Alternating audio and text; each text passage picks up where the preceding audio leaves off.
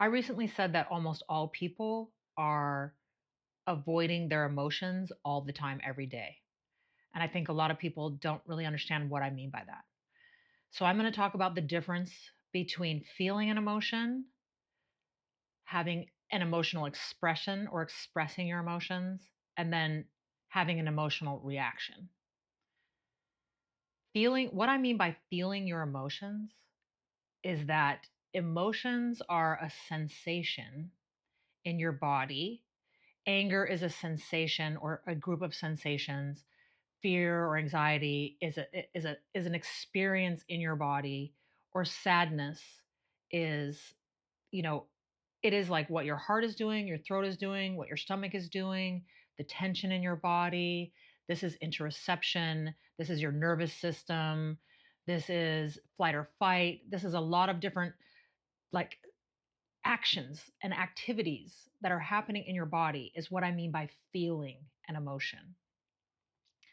Expressing your emotions, which I'm all for, would be like crying, getting angry, feeling anxiety. So if people are like, I feel anxious, like I get mad, I cry all the time. Like, you're telling me I don't feel my feelings, like I definitely feel my feelings. That those things are having like an emotional expression, which is different than feeling your feelings. This is a deep dive, so just stick with me here. And then reacting is when you are showing your emotion out in the world, looking for a specific response to what you're feeling inside. Let's break this down.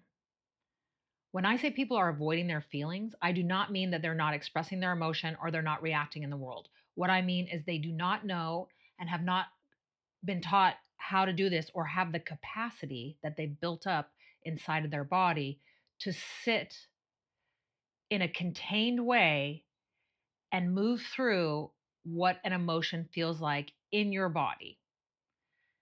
Like, emotions pass through you in, like, they say, like 90 seconds. So here's a difference of like an emotion like sadness, okay? If something makes you sad, it is not comfortable to feel sad. It sucks to feel sad. It's a shitty feeling. So the last thing you want to do is sit like on your couch and close your eyes and feel the sensation of sadness in your body. Like your throat feels constricted, your heart kind of aches, your stomach might kind of be in knots. That is what sadness feels like. And what sadness is in expression might be that you stick to yourself, that you want to be alone. It might be that you're crying. And then sadness as a reaction would be like you're crying to someone else to try to get them to change their behavior, or to show them that you're sad because you want them to know for a particular reason, or you're trying to manipulate them, you know, by crying in front of them so that they'll respond differently to you. And you might do that unknowingly, but that's the difference between feeling, between expressing, and between reacting. So when I say people are avoiding their feelings, what I mean is the first one. They're avoiding sitting and containing and feeling the feeling. What that does, the difference that that makes in your life to feel your feelings instead of like expressing them or reacting, is that you build a container within yourself to where you are no longer afraid of anything that could happen in the outside world, because you have an experience, you have knowledge, you have a practice that you can manage it, that you're going to be okay no matter what feeling comes up in your body, that you're going to be able to sit with it, contain it. Containing means that you are going through it internally. You're not telling other people about it. You're not People go up in their minds about feelings. Okay, let's take sadness again, because I didn't really finish this thought. I used to, when I would be sad about something, I'm up in my mind, I'm telling a story about why I'm sad. He did this to me. He doesn't love me. He hurt my feelings. Like, he doesn't care about me. No one ever cares about me. I don't mean to laugh. It's not funny. It's kind of funny. And I would be in the story, so I would be crying. I'd be sitting there crying, crying, crying. Excuse me. the emotion would start to dissipate. I could feel it kind of pittering out, but I'd be in the story so I could re trigger it, recreate more crying. Like, I'm not done crying yet. I have more crying to do. So I would retell the story, or I'm still in my mind telling the story. So I continue to cry. People can cry for days on this method, you know? But if I were to just sit and get out of the story and I'm not crying to the guy, like calling him up, crying, like, why do you treat me this way? I'm not doing that.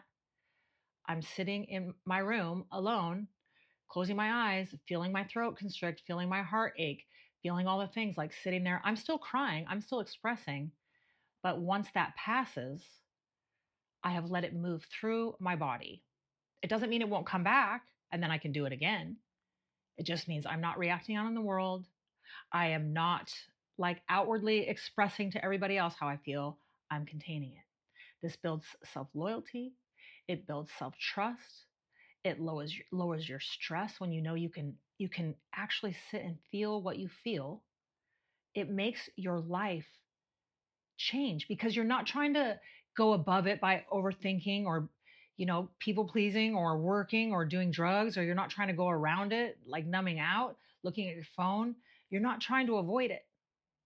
You're going through it. You're going through the feeling. And on the other side of that feeling is home, is you, is you being able to sit with yourself all the time and do that.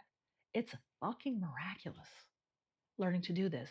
And for people that are really having a lot of trauma in their life and they cannot sit with these emotions, that's totally understandable. You can get help. You can get help to have people teach you how to regulate your nervous system and do this. Here's an example, like real case scenario. Yesterday, some people came up to me and told me that a woman has been going around gossiping about me, saying that I'm dumb, that I ask stupid questions and I'm dumb. I live in a small town. There's just a lot of goss that happens in a small town that I just didn't know about. No offense to the small towns of the world, but oh lordy, the way that people talk about people in this town is just cray. So, of course, you're going to be hurt that someone said that about you. And you might be more triggered than other people because if you think that you're not smart, that might really trigger you. And you're just like anxious, like, oh my God, people think I'm dumb. And you're going on and on about it. Or you might be angry. If you think that you're smart, maybe you're not as triggered because you're like, Psh, whatever. But you're still going to be hurt by that. But there's different reactions you could have to that, something like that happening. You could sit and cry to the people that told you that and like, why does she think I'm dumb? Like, I don't understand why everybody hates me. And I'm just trying to do my best. And, you're kind of creating drama because you don't want to sit with the discomfort in your body. So you're outwardly expressing, creating a story, creating drama. You're upset. Although it's normal to be upset, there's a difference between going and talking about it to other people and feeling it in your body. Or you might be angry, and so you're going to be like, fuck that bitch. She's a stupid ass. Or you go to her and you're like, who the hell do you think you are calling me dumb? I'm way smarter than you, or whatever, blah. Or you're feeling, did I already say anxious or did I say sad? That was sad. Or you feel really anxious and you're just like, oh, I have to like prove myself that I'm not dumb. I have to stop asking dumb questions. Like, I have to make sure she doesn't think I'm dumb. And you go out and you duh. When you go home and sit and feel it in your body, you don't have to do it in the moment. You can check this stuff for later. I mean, hopefully you could do it in the moment, but if you can't, you can go home, retell the story, feel it in your body so that it passes through you. So you're not holding on to it, you know? Then the next time, excuse me, the next time you see her, you're not like resentful or like stonewalling her or, being passive aggressive or whatever the things that we do. You've moved it through you. You've trusted yourself. You've built resilience. You feel safe again. Doesn't matter what she said about you. You feel safe again. This is self loyalty. This is the loyal self. This is the practice. And I'm just going to continue talking about how to do this.